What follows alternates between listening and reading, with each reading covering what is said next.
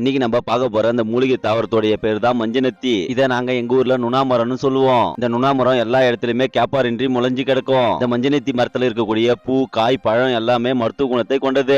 அதுலயும் குறிப்பா அந்த மஞ்சனத்தி மரத்தை பயன்படுத்தி கட்டில் செஞ்சு அதுல படுத்து தூங்குனாக்கா நிம்மதியான தூக்கம் கிடைக்கும். அது மட்டும் இல்லாம இந்த மரத்தை பயன்படுத்தி தான் மாட்டுக்கு நுகத்தாடி ஏற்கலப்ப பூராமே செய்யறாங்க. இந்த நுணா மரத்துல இருக்கக்கூடிய நுணாப்பாயத்தை நான் சின்ன வயசுல என்னுடைய ஃப்ரெண்ட்ஸ் கூட நிறைய முறை சாப்பிட்டுருக்கேன். உங்களுக்கும் இது மாதிரி நுணாப்பாயம் சாப்பிட்ட அனுபவம் இருந்ததுனாக்கா மறக்காம கமெண்ட் பாக்ஸ்ல கமெண்ட் பண்ணுங்க. இந்த நுணாப்பழம் சாப்பிடுறதுக்கு ரொம்ப டேஸ்டாவே இருக்கும். ஆனா இந்த பழத்தை சாப்பிட்ட உடனே வாய் ஃபுல்லாவே கருப்பா மாறிடும். இந்த நுணாப்பழம் மட்டும்தான் காரம், இனிப்பு, புளிப்புன்னு சொல்லிட்டு 3 சுவையை கொண்டு இருக்கும். அதனால இந்த நுணாப்பழம் சாப்பிடுறதுக்கு வேற லெவல்ல டேஸ்டா இருக்கும். எனக்கு தெரிஞ்சு இந்த மரத்துல பைத்து இருக்கிற பழத்தை விட காஞ்சி போய் கீழே விழுந்து இருக்கிற பழத்தை எடுத்து சாப்பிட்டாக்கா சாப்பிடுறதுக்கு டேஸ்ட் வேற லெவல்ல இருக்கும். ஆனா இந்த நுணாப்பழத்தை இன்னைக்கு சாப்பிட்டாக்கா மறுநாள் காலையில பாத்ரூம் போகும்போது பாத்ரூம் கருப்பு கலர்ல வரும். இதுக்கு பயந்துக்குனே நிறைய பேர் இந்த நுணாப்பழத்தை சாப்பிடவே மாட்டாங்க.